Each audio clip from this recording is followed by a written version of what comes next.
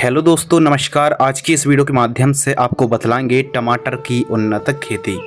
इस वीडियो के माध्यम से टमाटर की खेती कब और कैसे की जाती है, उन्नतशील किस्में, पौधे से पौधे की दूरी, खाद और उर्वरक दवाइयों की संतुलित मात्रा, 1 एकड़ में यदि आप टमाटर की खेती करेंगे तो लागत, लाभ, मुनाफा के साथ साथ दोस्तों हम बात करने वाले हैं टमाटर की फसल पर जो बीमारी आती हैं, जो डिजीज़ आते हैं, उनकी रोकथाम, ज़्यादा पैदावार आप कैसे निकाल सकते हैं और टमाटर की वैज्ञानिक खेती कैसे की जाती है। तो वीडियो पर बने रहिए। चैनल पर पहली बार आए हैं तो चैनल को सब्सक्राइब कर लीजिए। चलिए शुरू करते हैं। सबसे पहले दोस्तों बात करते हैं उन्नतशील किस्में। तो जो वैरायटी हैं, हाइब्रिड वैरायटी के ऊपर बात करें तो जलवायु, भूमि, क्लाइमेट कंडीशन और राज्यों के हिसाब से, मौसम के हिसाब से जो वैरायटी होती हैं वो अलग अलग होती हैं। लेकिन भारत भर में काफ़ी अच्छा उत्पादन देने वाली किस्में, सभी प्रकार की भूमि, सभी राज्यों पर इन किस्मों को आप लगा सकते हैं। नंबर 1 सेमिनीज कंपनी की अभिलाष वैरायटी आती है, सिजेंटा कंपनी की साहो वैरायटी आती है और साथ ही यूएस एग्री सीड्स की SW1504 अर्का रक्षक और यूएस एग्री सीड्स की 1508 और हिम सोना जैसी वैरायटी को दोस्तों आप लगा सकते हैं।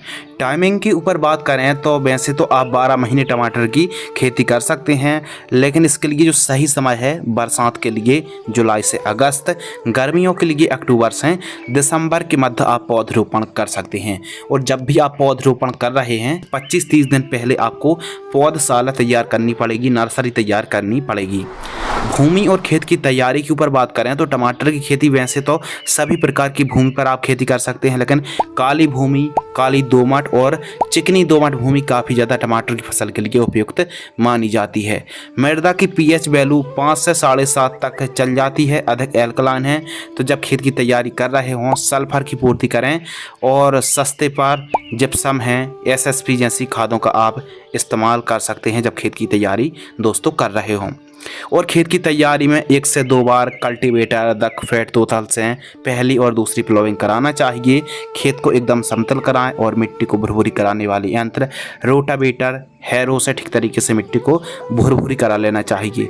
अब खेत की तैयारी आपने कर ली, कम से कम 40 से 45 दिन की तेज़ धूप लगना बहुत ज़्यादा ज़रूरी है। उसके बाद ही आपको वैड तैयार करानी चाहिए। इस वीडियो के माध्यम से टमाटर की जो वैज्ञानिक खेती है, मल्टी ड्रिप में जो खेती की जाती है वही जानकारी शेयर कर रहे हैं। लेकिन फिर भी यदि आप साधारण तरीके से खेती करते हैं तो भी काफ़ी हेल्प आपको मिलने वाली है इस वीडियो के माध्यम से, क्योंकि जो रोग बीमारी आती हैं उनका उपाय, इलाज, नियंत्रण भी इस वीडियो के माध्यम से दोस्तों आपको बतलाने वाले हैं। तो वीडियो पर बने रहिए। कुछ इस प्रकार जो खेत है एकदम समतल होना चाहिए, तारबंदी करा लीजिए और खेत के चारों साइड साफ सफाई होना चाहिए। तारबंदी के साथ साथ 5-7 फीट वाली ग्रीन नेट भी खींच लीजिए। अगले टॉपिक के ऊपर दोस्तों बात करते हैं तापमान। तो टमाटर की क्रॉप के लिए जो टेम्परेचर है न्यूनतम 14 से 15 और अधिकतम 35 से 36 डिग्री सेल्सियस का जो टेम्परेचर होता है काफ़ी अनुकूल माना जाता है। प्रति एकड़ सीड्स और प्लांट्स के ऊपर बात करें तो यदि आप 1 एकड़ पर टमाटर की खेती कर रहे हैं तो 80 ग्राम से लेकर 100 ग्राम सीड्स की रिक्वायरमेंट पड़ने वाली है। या फिर यदि आप प्लांटेशन कर रहे हैं, और प्लांटेशन भी 2 प्रकार से किए जाते हैं, एक बेड पर सिंगल लाइन या फिर जिगजैग डबल लाइन पर। यदि आप सिंगल लाइन पर प्लांटेशन करते हैं तो 8000 पौधे की रिक्वायरमेंट पड़ेगी। जिगजैग डबल लाइन पर पौधरोपण कर रहे हैं तो 16-17 हज़ार पौधे की रिक्वायरमेंट पड़ने वाली है। साधारण तरीके से खेती करने पर प्लांट्स और सीड्स की जो रिक्वायरमेंट है वो बढ़ भी सकती है। बेसल डोज के ऊपर दोस्तों बात करते हैं, यानी जो प्राइमरी न्यूट्रिएंट है। सबसे पहले यदि आप बड़े लेवल पर टमाटर की खेती कर रहे हैं तो सॉइल टेस्ट यानी मिट्टी की जांच जरूर करा लीजिए। इससे पता चल जाएगा कि हमारी मिट्टी पर कौन कौन से पोषक तत्वों की कमी है या फिर डिफिशियंसी है। यदि भूमि हल्की है या फिर कम उपजाऊ है तो ऐसी कंडीशन पर जब आप बेड तैयार कर रहे हों DAP या फिर NPK 12-32-16 दोनों में से कोई एक 50 किलोग्राम, SSP पाउडर फॉर्म वाली 50 kilo, MOP muriate of potash 30 kilogram. और यदि दीमक की समस्या भी है तो फिर ऐसी कंडीशन पर फिप्रोनिल 0.3% GR दानेदार इंसेक्टिसाइड 3 किलोग्राम से लेकर 5 किलोग्राम या फिर क्लोरपाइरिफास 1 लीटर। और साथ ही 2 से 2-3 ट्राली गोबर की खाद का इस्तेमाल करिए जब आप बेड तैयार कर रहे हैं। बेड मेकर या फिर बेड राइजर से कुछ इस प्रकार आपको बेड तैयार कराना चाहिए। बेड से बेड की दूरी आपको 2.5 फीट रखनी चाहिए। बेड की चौड़ाई 2.5 से 3 फीट और बेड की ऊंचाई 1 फीट रखनी चाहिए। यदि आप बेड विधि से खेती कर रहे हैं तो ड्रिप लगाना भी बहुत ज़्यादा ज़रूरी है। ड्रिप एरीगेशन ड्रिप सिस्टम के ऊपर बात करें तो 16 mm ड्रिप को आप बिछवा सकते हैं एक बेड पर, जो कि आप वीडियो पर देख रहे हैं, इसे बेड कहते हैं। एक बेड पर सिंगल लाइन पर आप ड्रिप बिछवा सकते हैं। मल्चिंग पेपर एक प्लास्टिक का कवर होता है जो कि मल्च कहते हैं। मल्चिंग पेपर लगाने से कम सिंचाई की आवश्यकता होती है, फसल व्यवस्थित रहती है और दोस्तों खरपतवार का जमाव बिल्कुल भी नहीं होता है। काफ़ी ज़्यादा फ़ायदे होते हैं। और मल्चिंग पेपर यदि आप 1 एकड़ में लगाएंगे तो तकरीबन 12-13 हज़ार रुपये के आसपास का खर्च आने वाला है। Plant distance and mulching paper में जो होल्स की अगर बात करें दोस्तों, तो आपको पौधरोपण करने से पहले मल्चिंग पेपर में होल्स करना बहुत ज़्यादा ज़रूरी है ड्रिप को बचाते हुए। कुछ इस प्रकार गर्म कोयले को भर करके आपको 2 इंची मल्चिंग पेपर में होल्स करना चाहिए ड्रिप को बचाते हुए। तो ध्यान से सुनिए दोस्तों, यदि आप पौधरोपण कर रहे हैं तो टमाटर की आप पौधरोपण जिगजैग भी कर सकते हैं और सिंगल लाइन पर भी कर सकते हैं। यदि आप जिगजैग कर रहे हैं तो पौधे से पौधे की दूरी 1.5 से 2 फीट और जिगजैग पौधरोपण करना चाहिए, यानी एक बेड पर डबल लाइन पर पौधरोपण करना चाहिए। तो इस कंडीशन पर 16,000 पौधे लगेंगे। सिंगल लाइन पर भी आप रोपण कर सकते हैं। पौधे से पौधे की दूरी 1.5 फीट रखनी चाहिए। एक बेड पर सिंगल लाइन पर पौधरोपण करना चाहिए।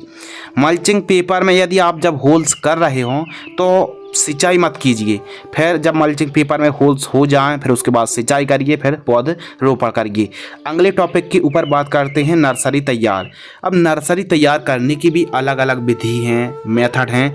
सरल हों किसान भाई अपने घर में पौधे तैयार कर लें सस्ते पर, एकदम साधारण तरीके से और व्यवस्थित तरीके से जड़ों का विकास हो। तो विधि अलग अलग हैं, साधारण विधि, बेड विधि, प्लास्टिक प्रो ट्रे विधि, डिस्पोजल विधि। सबसे ज़्यादा फेमस है प्लास्टिक प्रो ट्रे विधि, जो कि काफ़ी व्यवस्थित तरीके से शानदार तरीके से पौधे तैयार हो जाते हैं प्रो ट्रे विधि में। तो प्लास्टिक प्रो ट्रे को आपको मार्केट से खरीद के लगाना है। आवश्यक सामग्री के ऊपर बात करें तो नारियल की खाद 25 kilogram, vermi compost 10 kilogram, fungicide भी लेना है आपको, जैसे CM75 जैसी यूपीएल की साप आती है, कार्बेंडाजिम प्लस मैंकोजेब 150 ग्राम लेना है इसी कॉम्बिनेशन के साथ। ह्यूमिक एसिड 100 ग्राम और प्लास्टिक जो प्रो ट्रे आती हैं दोस्तों, जो कि 100 से 104 होल्स वाली होती हैं, 75 से 80 पीस लगेंगी। तो उपयुक्त सभी खादों को ठीक तरीके से मिक्स कर लेना है, प्लास्टिक प्रो ट्रे में भर देना है और एक एक बीजों की आपको बुआई कर देनी है। अब जो कोकोपीट आती है उसको ठीक तरीके से पानी में भिगो लीजिए, फिर उसके बाद मिक्स करिए वर्मी कंपोस्ट के साथ और उसके बाद ठीक तरीके से बीजों की बुआई कर दीजिए कुछ इस प्रकार एक एक बीजों की। और जैसे ही बीज ठीक तरीके से भर चुके हैं एक एक, उसके बाद मल्चिंग पेपर में 3-4 दिनों के लिए कवर करके रख दीजिए। गर्माहट हीट उत्पन्न होगी जिससे अंकुरण जर्मिनेशन काफ़ी अच्छा होता है, जो कि आप वीडियो पर देख रहे हैं। तो फंगीसाइड जो है, यदि हमारी नर्सरी पर फंगस लग रहे हैं तो फंगीसाइड स्प्रे करनी पड़ेगी। जैसे M45 है, मैंकोजेब 75% है, 15 ग्राम से लेकर 30 ग्राम के आसपास 15 लीटर पानी घोल करके स्प्रे करना चाहिए। पीलापन की समस्या भी आ जाती है कभी कभी नर्सरी पर, तो 19-19-19 से आपको 15 लीटर पानी में 30 ग्राम की दर से स्प्रे करना चाहिए। सकिंग पेस्ट हैं, यानी रस चूसक कीट परेशान कर रहे हैं, लीफ माइनर है तो इमीडाक्लोप्रिड 17.8%, SL इंसेक्टिसाइड 15 लीटर पानी 5 ml की दर से स्प्रे कर सकते हैं। तो इस प्रकार यदि आप नर्सरी तैयार करेंगे और नर्सरी जब तैयार आप कर रहे हैं तो झोपड़ी बना लीजिए या फिर कुछ इस प्रकार तंबू बना लीजिए। तो जो छाया है, मीडियम छाया होना बहुत ज़्यादा ज़रूरी है। यदि दोस्तों इस प्रकार आप पौधशाला में पौधे तैयार करते हैं तो जो नर्सरी है 20 से 25 दिन में नर्सरी तैयार हो जाएगी, बशर्ते प्रॉपर सुबह शाम आपको सिंचाई करनी पड़ेगी, प्रॉपर देखभाल करनी पड़ेगी। जब 4 से 5 इंच की नर्सरी हो जाए तब आपको पौधरोपण कर देना चाहिए। प्लांटेशन के ऊपर बात करते हैं तो प्लांटेशन किस प्रकार करना चाहिए। 2 दिन पहले से लेकर आपको जिस दिन प्लांटेशन करना है उस दिन तक आपको 2-3 घंटे की ड्रिप से सिंचाई जरूर करते रहें। फील्ड पर पर्याप्त मात्रा पर नमी होना चाहिए। जो आपकी नर्सरी है, अब नर्सरी इकट्ठी रहती है तो वहाँ पर आप इमीडाक्लोप्रिड है, कॉन्फिडोर है, थाइमोथोक्सोम है, इनका किसी भी एक कीटनाशक का या फिर नीम ऑयल का स्प्रे कर दीजिए, क्योंकि 10 दिन तक कोई भी स्प्रे नहीं जाएंगे आपकी फील्ड पर, तब तक हमारी फसल कीटों से प्रोटेक्शन रहे, फंगस से प्रोटेक्शन रहे। तो नर्सरी पर किसी भी कीटनाशक, नॉर्मल रेंज की कीटनाशक को स्प्रे कर दीजिए, पहली बात। दूसरी बात, पर्याप्त मात्रा पर नमी होना बहुत ज़्यादा ज़रूरी है। पौधरोपण हल्के हाथों से करना चाहिए और मल्चिंग पेपर पर जो पौधे का तना स्टेम है वो टच नहीं होनी चाहिए। इस प्रकार आप पौधरोपण करें, पौधा एकदम सीधा हो। जब पौधरोपण आपने कर दी उसके बाद कम से कम 1-1.5 घंटे आप सिंचाई करिए। सिंचाई करने से जड़ें ठीक तरीके से मिट्टी को पकड़ लेती हैं, पौधा सूखता नहीं, डंपिंग ऑफ की समस्या नहीं आती है। अब पौधरोपण हमने कर दी, प्रॉपर सिंचाई कर रहे हैं, लेकिन भूमि को जड़ें जल्दी पकड़ लें, पौधा जल्दी से जल्दी चाल पकड़ ले, बढ़वा ले ले, तो फिर उसके लिए ड्रेंचिंग करना बहुत ज़्यादा ज़रूरी है। कम से कम 2-3 ड्रेंचिंग करना बहुत ज़्यादा ज़रूरी है। इंसेक्टिसाइड, फंगिसाइड या फिर NPK घुलनशील खाद, माइक्रोन्यूट्रिएंट, ह्यूमिक एसिड की ड्रेंचिंग करने से काफ़ी अच्छी तरीके से जड़ों का विकास होता है। पौधरोपण करने के बाद सबसे ज़्यादा ज़रूरी होती हैं जड़ों का विकास होना। जितनी ज़्यादा जड़ों का विकास होगा, पौधा अपनी वनस्पतिक बढ़वार उतनी ही अच्छी लेने वाला है। तो जो फर्स्ट ड्रेंचिंग है रोपण से, जो भी हम बात करेंगे TP यानी ट्रांसप्लांट रोपण से 2 से 3 दिन के आसपास की फसल होती है, तो 200 लीटर आपको पानी लेना है और 500 ग्राम ह्यूमिक एसिड और M45 फंगिसाइड मैंकोजेब 75% आपको लेना है दोस्तों, लगभग 500 ग्राम। इन दोनों को ठीक तरीके से घोल लेना है और जड़ों के पास प्रति पौधा 50 से 100 ml की दर से आपको ड्रिंचिंग करना चाहिए। सेकेंड ड्रिंचिंग रोपण से 5 से 6 दिन के आसपास की फसल होती है, तो 200 लीटर पानी लेना है। NPK घुलनशील खाद 19-19-19 आपको 1 किलोग्राम लेना है और माइक्रो न्यूट्रिएंट फर्टिलाइजर्स 200 ग्राम से 500 ग्राम के मध्य, इनको दोनों को ठीक तरीके से टंकी में भर लेना है। फिर उसके बाद ड्रिंचिंग कर देना है फर्स्ट ड्रिंचिंग की तरह। अब अगले टॉपिक के ऊपर दोस्तों बात करते हैं। हमने पौधरोपण कर दिया, प्रॉपर पौधा बढ़वा ले रहा है। अगला जो महत्वपूर्ण वर्क है वो है टमाटर की बंधाई। टमाटर की बंधाई करना, शाखाएं वाले टमाटर की वैरायटी ही हमने आपको बतलाई है, उनका चुनाव करना है और टमाटर की प्रॉपर बंधाई करिए। अब बंधाई करने से हार्वेस्टिंग करने में आसानी होती है। पौधा यदि मिट्टी के पास पड़ा रहता है तो काफ़ी ज़्यादा फंगस लगते हैं और फसल भी अस्त व्यस्त रहती है। उत्पादन कम से कम लगभग दोस्तों 80% ज़्यादा उत्पादन देखने के लिए मिलता है यदि आप टमाटर की बंधाई करते हैं। तो टमाटर की बंधाई बम्बू यानी बांस पर आपको करनी चाहिए। तो आवश्यक सामग्री के ऊपर बात कर रहा हूँ, संपूर्ण जानकारी प्रति एकड़ की दर से शेयर कर रहा है। 1 एकड़ में 43,560 स्क्वायर फीट होते हैं। तो आवश्यक सामग्री के ऊपर बात करें तो बांस के टुकड़े अब कौन से मजबूत होना चाहिए, 1700 से 1800 बांस के टुकड़े 8 से 10 फीट लंबाई वाले और एकदम मजबूत होना चाहिए, क्योंकि वजन आने पर टूटे ना और ख़राब नहीं होना चाहिए। सुतली बंधाई के लिए आवश्यकता अनुसार कम से कम ये मान लीजिए 40 से 50 किलोग्राम सुतली की आवश्यकता पड़ेगी 1 एकड़ में। प्लास्टिक की जो रस्सी आती, पैड वायर आवश्यकता अनुसार, और तार की भी ज़रूरत पड़ सकती है, जो कि आप वीडियो पर देख रहे हैं। इस प्रकार आपको बंधाई करनी चाहिए। जब फसल ट्रांसप्लांट से 10 से 12 दिन की हो जाए तब बांस का स्ट्रक्चर यानी मंडप तैयार करना चाहिए। या पौधा की लंबाई 8 से 10 इंच के आसपास की हो जाए तब हमको स्ट्रक्चर तैयार करना चाहिए। और टमाटर की फसल पर 7-8 बंधाई की आवश्यकता होती है, और या यूँ कह सकते हैं कि जैसे जैसे पौधे की लंबाई होती जाती है उस हिसाब से दोस्तों हमको टमाटर की बंधाई करनी पड़ती है। तो टमाटर की बंधाई किस प्रकार करना है आइए समझते हैं। सबसे पहले कुछ इस प्रकार सब्बल की मदद से 15-15 फीट की दूरी पर आपको गड्ढे करना है और एक बेड पर डबल लाइन पर आपको बांसों को गड़ाना चाहिए। अर्थात बांस से बांस की दूरी 10 से 15 फीट, और ये मान लीजिए एक बांस से दूसरे बांस की जो एक बेड पर गड़ रहे हैं उनकी दूरी 2 फीट रखनी चाहिए, और एक बांस से अगले बांस की जो दूरी है वो 15 फीट के आसपास रखनी चाहिए। यदि बांस मजबूत है तो 15 फीट, थोड़ा कमज़ोर है तो 10 फीट आपको दूरी रखनी चाहिए। इसके अलावा स्टार्टिंग और एंडिंग पॉइंट में कुछ इस प्रकार कैंची की आकृति में आड़े पर बांस लगाना है, जो कि वजन को कंट्रोल करे, जिसे हम स्टे अथवा बांसों को आड़े में लगाने से जो वजन होता है वो कंट्रोल हो जाता है। उसके बाद दोस्तों सर्वप्रथम आपको बेड से लगभग 2 से 2.5 फीट ऊपर कुछ इस प्रकार जो पैड वायर रस्सी उसको खींचना है। उसके बाद जिग आपको बंधाई करनी चाहिए, यानी लेफ्ट साइड की जो रस्सी है राइट साइड का पौधा बंधाई करें और राइट साइड का जो पौधा है लेफ्ट साइड की रस्सी में बंधाई करनी चाहिए, यानी जिग बंधाई करनी चाहिए। आजू बाजू की जो रस्सी होती हैं लेफ्ट राइट बंधाई करनी चाहिए। फिर उसके बाद इस प्रकार जो कि आप बंधाई देख रहे हैं, ये फर्स्ट बंधाई कंप्लीट हो गई। और हाँ, खरपतवार मुक्त फसल रखनी है। जितनी ज़्यादा टमाटर की फसल पर आप साफ सफाई रखेंगे उतनी ही व्यवस्थित तरीके से आपको बढ़वार देखने के लिए मिलेगी। तो इस बात का ध्यान रखिए, कीट मुक्त फसल को रखना है। टमाटर की दूसरी बंधाई, पहली बंधाई से लगभग 15 से 20 दिन बाद आपको सेकंड बंधाई करनी चाहिए। जो पहली रस्सी है दोस्तों उससे 1.5 से 2 फीट ऊंचाई पर आपको दूसरी रस्सी पैड वायर को खींचना चाहिए और जो पैड वायर है वो 130 से 150 रुपये के आसपास कीमत देखने के लिए मिलता है।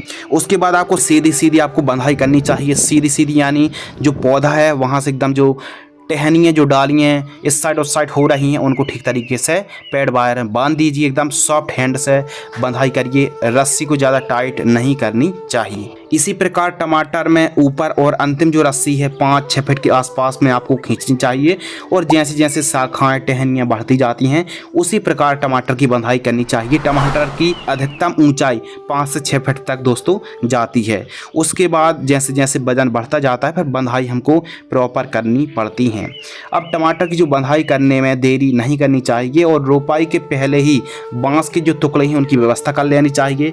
प्लांटेशन और बंधाई सफाई हार्वेस्टिंग के लिए मजदूर समय में मिल जाने चाहिए। आवश्यक सामग्री जो टमाटर की बंधाई पर लगती है उसकी व्यवस्था मैनेजमेंट पहले ही कर लेना चाहिए। टमाटर की जो ऊंचाई है 5 से 6 फीट तक रहती शाखाएं वाली जो टमाटर होती, बांस मजबूत हैवी होना चाहिए और अपने अनुभव विवेक का आपको इस्तेमाल करके टमाटर की खेती करनी चाहिए। सिंचाई के ऊपर दोस्तों बात करते हैं। सिंचाई भी बहुत ज़्यादा ज़रूरी है, तो किस प्रकार सिंचाई करनी चाहिए देखिए। गर्मियों के दिनों पर 4 से 5 दिनों के अंतराल पर फ्लैट एरीगेशन से ड्रिप से थोड़ा हल्का पानी देना पड़ता है, थोड़ा जल्दी यानी रोजाना या फिर 2-2 दिन का गैप रख के भी आप 1-2 घंटे सिंचाई कर सकते हैं। सिंचाई भूमि पर काफ़ी ज़्यादा डिपेंड करती है। यदि हल्की भूमि है थोड़ा जल्दी सिंचाई करनी पड़ेगी। काली मिट्टी थोड़ा सा अंतर रख के गैप रख के आपको सिंचाई करनी चाहिए। लेकिन ध्यान रखना जब आप सिंचाई कर रहे हैं तो एकदम गीला या फिर जो मॉइस्चर्स है वो ज़्यादा नहीं होना चाहिए। जड़ों के पास एकदम थोड़ा सूखा कर भी पानी देना बहुत ज़्यादा ज़रूरी है। स्प्रे शेड्यूल के ऊपर दोस्तों बात करते हैं जो कि काफ़ी ज़्यादा इम्पोर्टेंट है, क्योंकि टमाटर की फसल पर लेट ब्लाइट और अर्ली ब्लाइट यह 2 ऐसे फंगस हैं जो कि हमारी टमाटर की फसल को 80% तक चौपट कर सकते हैं और पैदावार को भी 80% तक ख़त्म कर सकते हैं, कम कर सकते हैं, क्वालिटी को प्रभावित कर सकते हैं। तो प्रॉपर आपको नॉलेज होना बहुत ज़्यादा ज़रूरी है। लीफ माइनर आता है तो कौन सी बीमारी आ सकती हैं, उनका इलाज किस प्रकार करना है, तो इस वीडियो के माध्यम से आपको संपूर्ण जानकारी शेयर करने वाले हैं। आइए दोस्तों बात करते हैं कीट प्रबंधन के ऊपर कि कौन कौन से कीट आते हैं। प्रमुख रूप से लीफ माइनर, मकड़ी जो कि येलो माइट्स और रेड माइट्स का प्रकोप देखने के लिए मिलता है, सफ़ेद मक्खी, late blight, early blight, thrips, aphid jassid, fruit borer की समस्या आती है, nematodes, bacteria belt, leaf curl, leaf spot, powder mildew, downy mildew, bacterial blight आता है, टमाटर क्रैकिंग की समस्या आती है और फल फूल ड्रॉपनेस की समस्या, पीलापन की समस्या आती है।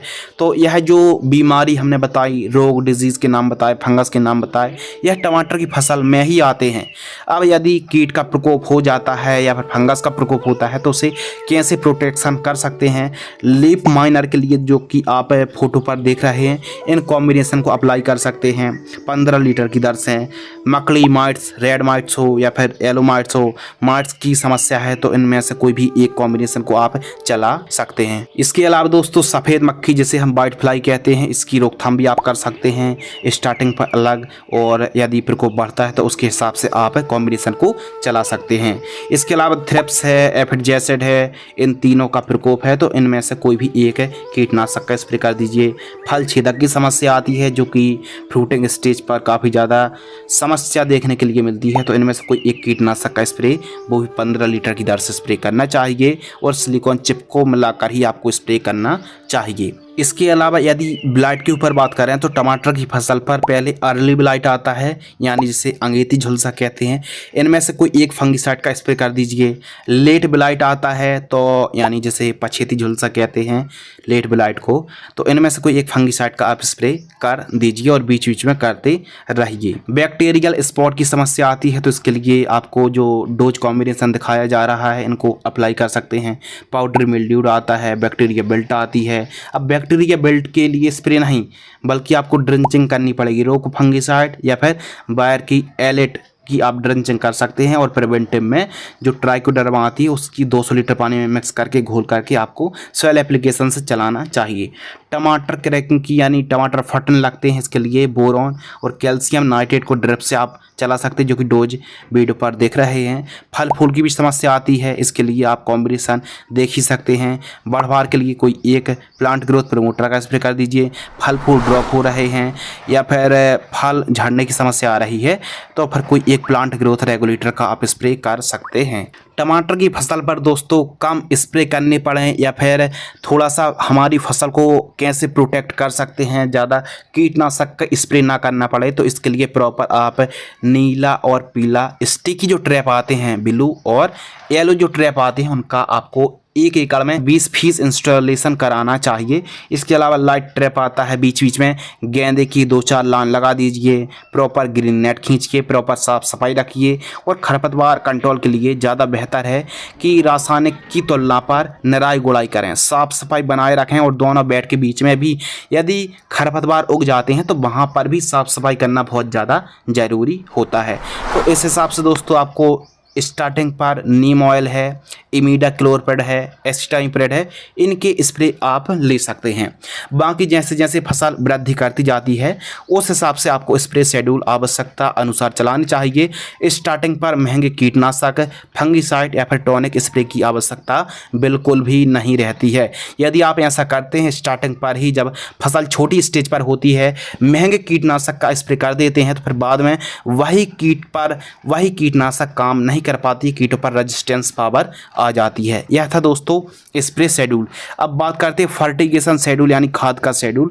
तो टमाटर की फसल पर यदि आप ड्रिप से खेती कर रहे हैं तो ट्रांसप्लांट से 45 दिनों के मध्य जो वनस्पतिक स्टेज रहती है, ऐसी कंडीशन पर 2 से 3 दिनों का अंतर रखना है। 1 दिन में एक खाद छोड़ना है, जो कि आप फोटो पर देख रहे हैं। इन खादों को छोड़ सकते हैं लेकिन 1 दिन में एक खाद, फिर 3 दिन का अंतर रखना चाहिए। टमाटर की फसल फूल की अवस्था में होती है तो फिर दोस्तों ये मान लीजिए 3-3 दिनों के अंतराल पर 2 किलोग्राम से लेकर 3 किलोग्राम की दर से आपको फास्फोरस युक्त खादों का या फिर जो खादें देख रहे हैं इनका इस्तेमाल करना चाहिए। टमाटर की फसल पर जो थर्ड कॉम्बिनेशन है फल की अवस्था पर होती है तो इन खादों को आप 3 से 4 किलोग्राम आपको 1 एकड़ में छोड़ना है, वो भी 4-4 दिनों की अंतराल पर ड्रिप सिंचाई से। तो जो कि आप फोटो पर देख रहे हैं, इन खादों को आवश्यकता अनुसार चला सकते हैं। जब फल की अवस्था पर टमाटर की फसल होती है तो पोटास युक्त खादों की काफ़ी ज़्यादा ज़रूरत पड़ती है। फूल की अवस्था पर फास्फोरस और वनस्पतिक स्टेज में नाइट्रोजन की काफ़ी ज़्यादा ज़रूरत पड़ती है। बीच बीच में फ्लावरिंग फ्रूटिंग स्टेज पर बोरॉन है, कैल्शियम नाइट्रेट है, माइक्रोन्यूट्रियन है, ह्यूमिक एसिड है, इनका भी बीच बीच में प्रयोग करते रहना चाहिए। इस प्रकार यदि आप टमाटर की व्यवस्थित तरीके से खेती करते हैं तो जो उत्पादन है 1 एकड़ में 50 से 60 टन के आसपास आप 1 एकड़ से प्रोडक्शन निकाल सकते हैं, कम से कम। लाइफ साइकिल के ऊपर दोस्तों बात करते हैं, यदि आप बंधाई करते हैं, मल्चिंग ड्रिप में खेती करते हैं, व्यवस्थित तरीके से वैज्ञानिक खेती करते हैं तो 8 से 9 महीने बड़े आराम से टमाटर की फसल चल जाती है। बाजार भाव हमेशा फ्लेक्सिबल रहता है, 5 रुपये से लेके 40-50 रुपये केजी तक का रेट देखने के लिए मिल जाता है। अब बाजार भाव किसानों के हाथ में नहीं है, किसानों के हाथ में है फसल तैयार करना। तो फसल कैसे तैयार करना चाहिए वीडियो के माध्यम से जानकारी शेयर कर रहे हैं। बाजार भाव के बाद दोस्तों हम बात करते हैं लागत कि यदि इस तरीके से टमाटर की खेती करते हैं तो कितनी लागत लगेगी। सभी जो खादें हैं, जो स्प्रे हैं दोस्तों, क्योंकि स्प्रे नहीं करेंगे तो टमाटर की फसल पर late blight, early blight, fungus और रोग बीमारी बीमारियों से ग्रस्त पौधा हो जाएगा। तो जो लागत लगने वाली है वो 1,40,000 से 1,50,000 रुपये के आसपास लागत लगने वाली है। मुनाफा के ऊपर दोस्तों बात करते हैं, यदि 12 रुपये का रेट मिल जाता है यानी 1200 रुपये कुंटल और 60 टन यानी 600 कुंटल ही पैदावार मान लेते हैं, तो 1200 में 600 का इंटू कर देंगे तो 7,20,000 रुपये के आसपास हमारा मुनाफा आ गया। अब 1.5 लाख रुपये यानी 1,50,000 रुपये हम माइनस कर देंगे तो 5,70,000 रुपये के आसपास नेट प्रॉफिट आ गया। अब बाजार भाव और भी कम रहते हैं तो ये मान लीजिए कि आप 1 एकड़ से टमाटर की फसल पर 4 लाख रुपए से लेके 5 लाख रुपए बड़े आराम से कमाई कर सकते हैं, सभी लागत को काट कर। तो टमाटर की एक ऐसी फसल है जो कि काफ़ी अच्छा प्रॉफिट भी दे सकती है, बशर्ते बाजार भाव अच्छे होना चाहिए, उत्पादन अच्छा होना चाहिए, टमाटर की फसल स्वस्थ होनी चाहिए और टमाटर की फसल पर लीफ माइनर भी आता है। तो इन सभी की रोकथाम, जो डिजीज़ आते हैं, जो बीमारी आती हैं, उनका इलाज बतलाया और जो भी प्रॉब्लम्स क्रिएट होती हैं किसानों के सामने जो भी फेस करनी पड़ती हैं, संपूर्ण जानकारी का ब्यौरा इस वीडियो के माध्यम से शेयर किया। अब जो हमने मुनाफा बतलाया है यह बाजार भाव पर, उत्पादन पर काफ़ी ज़्यादा डिपेंड करता है। अब कीमतें अच्छी होंगी तो आमदनी और भी बढ़ सकती है। तो आज की इस वीडियो के माध्यम से संपूर्ण जानकारी डिटेल में दोस्तों शेयर की। वीडियो कैसी लगे कमेंट सेक्शन खाली है, कमेंट सेक्शन में ज़रूर बताएं।